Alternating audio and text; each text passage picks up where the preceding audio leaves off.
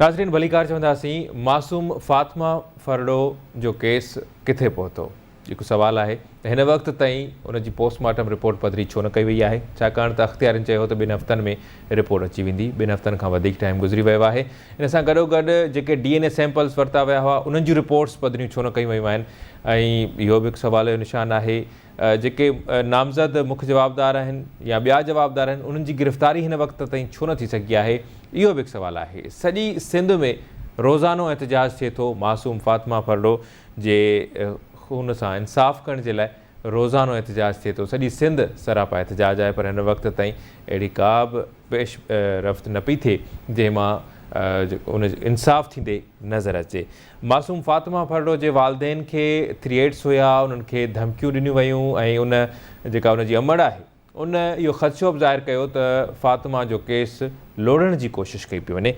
असांखे हिन वक़्तु जॉइन कयो आहे रानीपुर मां आवाज़ में जो रिपोर्टर आहे अकबर शाहानी अकबर प्रोग्राम में भलीकार चवां थो अकबर छा अॻभराई थी आहे हिन वक़्त ताईं पोस्टमार्टम रिपोर्ट आहे या DNA सैंपल्स वरिता विया उन्हनि जूं रिपोर्ट्स आहिनि उहे पधरियूं कोन कयूं वयूं आहिनि केस जे हवाले सां बि ॻाल्हाईंदासीं पहिरियां रिपोर्ट्स जूं जेके हिन वक़्त ताईं पधरियूं न कयूं वयूं आहिनि उनजे पुठियां कहिड़ा कारण ॿुधाया पिया वञनि नाज़रीन खे ॿुधाईंदा हलूं त पोस्टमार्टम रिपोर्ट जेकी इब्तिदाई रिपोर्ट त ॾिनी वई पर हतमी जेकी पोस्टमार्टम रिपोर्ट जेके असां चवंदा आहियूं उहा 1 हफ़्ते में उहा अचणु घुरिजे पोस्टमार्टम रिपोर्ट पर उहा हिन वक़्तु केस खे महीनो गुज़रण वारो आहे हतमी पोस्टमार्टम रिपोर्ट हिन वक़्त ताईं जारी न कई वई आहे ॿिए पासे जे अव्हांखे ॿुधाईंदा हलूं त जेके जवाब केस में असद शाह या उनजे साईं फयाज़ शाह उनजो जेको पुटु हुयो मुदसर शाह समेत जेके बि पीराणी हवेलीअ सां तालुक रखंदड़ पीर बिरादरी जा माण्हू या नौकर मुलाज़िम उन्हनि सभिनि जा DNA टेस्ट वरिता हुया जेके लियाकत मेडिकल यूनिवर्सिटी उमाणिया विया वरी उतां कराची यूनिवर्सिटी उमाणिया विया जिन जो हिन वक़्त ताईं महीनो केस खे थियण वारो आहे पर उनजी रिपोर्ट जारी न कई वई आहे बाद में कराची यूनिवर्सिटीअ खां पोइ वरी असद शाह खे कराचीअ घुराए उनजा जुज़ा वठी लाहौर लेबोरेटरीअ उमाणिया विया उनखे बि 1 हफ़्तो गुज़री वियो आहे पर जेकी उनजी DNA रिपोर्ट आहे उहा हिन वक़्त ताईं जारी न कई पई वञे जंहिं सबबि जेके फातिमा जा वारस आहिनि या जेके पीराणी बिरादरीअ सां तालुक रखंदड़ माण्हू आहिनि उहे पिणु हिन मसइले ते हैरान आहिनि त 1 महीनो गुज़रण बावजूदि नेगेटिव या पॉज़िटिव पोस्टमार्टम रिपोर्ट या DNA जेकी टेस्ट आहे उन्हनि जा जेके रिपोर्टूं आहिनि जारी हिन वक़्त ताईं न पियूं कयूं वञनि जी सही अच्छा अकबर जेका FIR दाख़िल थियल आहे उन में केतिरा जवाबदार ऐं कहिड़ा कहिड़ा जवाबदार आहिनि नामज़द थिया आहिनि ॿियनि जवाबदारनि जी गिरफ़्तारी जे लाइ पुलिस का अॻभराई छो न आंदी आहे जी तव्हांखे नाज़रीन खे ॿुधाईंदा हलूं त हिन केस में जेको पहिरीं FIR कटी त उन में असद शाह खे मुखो जवाबदार करे नामज़द कयो वियो ऐं उनजे घरवारीअ खे 2 ॼणनि ते इहा FIR दाख़िल कई वई हुई जॾहिं त कुझु ॾींहं गुज़रण बावजूदि फातिमा फरडो जी वास्ता शबनम ख़ातून जे दरख़्वास्त ते इन केस में फयाज़ शाह खे बि नामज़द कयो वियो हिन वक़्तु जेको आहे असद शाह त गिरफ़्तार आहे पर फयाज़ शाह ऐं असद शाह जेकी घरवारी आहे उहा हिन वक़्त ताईं जेको आहे पुलिस जे तहवील में न अची सघिया आहिनि उन सिलसिले में SSP खेरपुर जेको साबिक़ा SSP रोयल कोसो उन कोशिशूं वरितियूं वरी उनजी इलेक्शन कमीशन जे नोटिस वठण बैदि उन्हनि जी बदिली थी हाणे ताज़ो SSP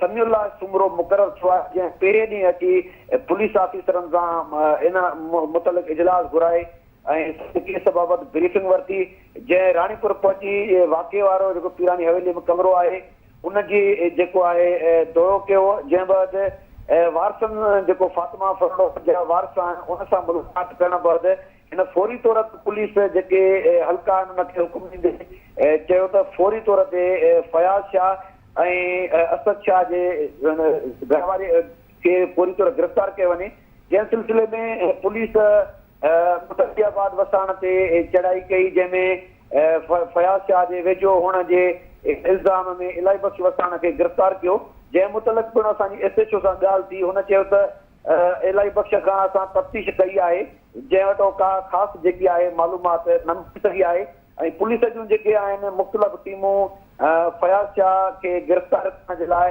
जेको आहे कोशिशूं जारी आहिनि हुन में। जी वॾी महिरबानी अख़बार इन हवाले सां तफ़सीली तौर ते आगाह करिजो। जी नाज़रीन, असां राब्तो कयो आहे मासूम न्याणी फ़ातिमा फरडो जी अमड़, हिन वक़्तु असां सां प्रोग्राम में गॾु आहे। अस्सलाम वालेकुम अदी। वालेकुम सलाम। हा अमा, असां सभ खां पहिरियां त आवाज़ टीवी सथ तव्हां सां हिन पीड़ा हिन ॾुख जी घड़ी में गॾु आहे। सॼी सिंध तव्हां सां गॾु आहे ऐं मासूम न्याणी जे हिन क़त्ल ख़िलाफ़ु सॼी सिंध उथी बीठी आहे ऐं एहतजाज करे पई ऐं हिन वक़्तु बि तव्हां सां हर माण्हू हमदर्दीअ जो इज़हार करे थो। तमामु घणी पीड़ा, तमामु घणी तकलीफ़ मां तव्हां यकीनी तौर ते गुज़रंदा हूंदो। केस जे हवाले सां असां राब्तो कयो आहे त जेको केस आहे या पुलिस जी जांच आहे उन मां तव्हां केतिरा मुतमिन आहियो? असां केस मां अञा त फ़ाइदो न मिलियो आहे। एसपी साहब आयो, डीआईजी साहब इहे आया, दिलदारी ॾेई विया आहिनि, अञा अमल न थियो आहे।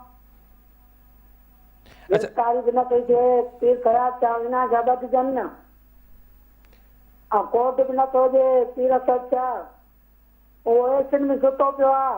मूंखे लॻे थो त फातिमा जो खून लुड़ी न वञे। सही। अच्छा, फातिमा मां खून लुड़ा न ॾींदी। सही। सिंध सॼी गॾु आहे, पाकिस्तान पूरो गॾु आहे। मां फातिमा जो खून न लोड़ींदमि। सही। अच्छा, कुझु ॾींहं पहिरियां तव्हांखे कॉल्स आयूं, फ़ोन कॉल्स बि आयूं तव्हांखे, ऐं तव्हां पाण बयानु ॾिनो त तव्हांखे कंहिं फ़ोन करे धमकी ॾिनी हुई ऐं कुझु माण्हुनि पैसनि ॾियण जी का आछ बि कई हुई या लालच ॾिनी हुई। इन क़िस्म जूं शयूं बि तव्हां वक़्तनि फ़िवक़्तनि मीडिया जे आॾो ॿुधायूं आहिनि। छा उहे फ़ोन कॉलूं बंदि थी वियूं आहिनि या उहो दॿाउ विझण जे लाइ माण्हू तव्हां ते मथां हिन वक़्तु बि फ़ोन कनि पिया, राब्ता कनि पिया? पहिरियां फातिमा जी तलाक जी फ़ोन ते फयाज़ न कई। वरी जॾहिं असां छोकिरे पंहिंजे ॿुधायो त फातिमा गुज़ारे वई आहे, असां उन खां पोइ लाश खणण वियासीं। पीर फयाज़ जा 2 कलाक लाश न पियो ॾे, पोइ 50,000 विझी उन छोकिरनि खे मोकिलियईं।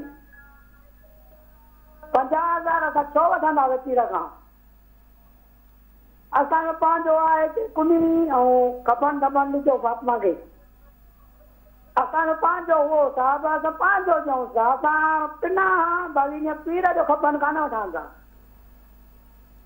फातिमा घणी मारियल आई, फातिमा खे तमामु ज़ख़्म घणा आहिनि। ही पीर न आहिनि, ही गुंडा। सही। अच्छा, पोस्टमार्टम रिपोर्ट अञा पधरी न कई वई आहे, उन जे हवाले सां छा तव्हांखे पुलिस या कंहिं आगाही ॾिनी आहे या उन में देरि छो कई वई आहे? पोस्टमार्टम रिपोर्ट अञा ताईं पधरी न थी सघी आहे ऐं केस में जेके ॿिया बि जवाबदार नामज़द आहिनि उन्हनि खे बि गिरफ़्तार न पियो कयो वञे। पुलिस सां असां राब्तो कयोसीं त पुलिस जो चवणु आहे त असां कोशिश में आहियूं ऐं कुझु ॾींहंनि में गिरफ़्तारियूं कंदासीं।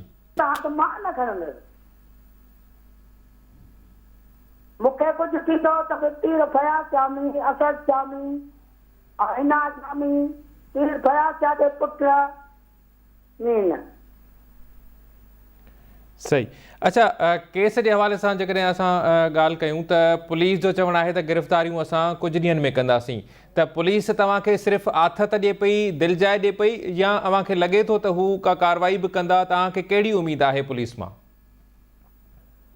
उमेद मुंहिंजी पीर में का बि कान्हे। असां हींअर पीरनि खे सफ़ा छॾे छॾियो आहे। न, पीरनि जी ॻाल्हि नथो कयां मां पुलिस जी ॻाल्हि थो कयां त पुलिस मां हिन वक़्तु तव्हांखे कहिड़ी उमेद आहे? पुलिस गिलास आहे ॾिजे, पुलिस कोर्ट बि नथी पढ़े। सही। अच्छा, कोर्ट न पीर फयाज़ खे पतो अथनि, न इनाज खे पतो अथनि, अञा कुझु ई कोन थियो आहे। सही। ठीकु आहे, उमेद कयूं था त इन केस में ज़रूरु अॻुभराई थींदी ऐं पुलिस पंहिंजी ज़िम्मेवारी निभाईंदी।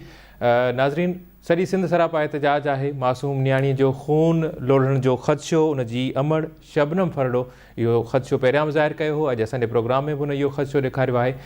उमेद कयूं था त न्याणीअ जे खून सां इंसाफ़ ज़रूरु थींदो। प्रोग्राम पंहिंजी पुॼाणी ते पहुचे थो। ॾींदा इजाज़त। अलाह निगहबान।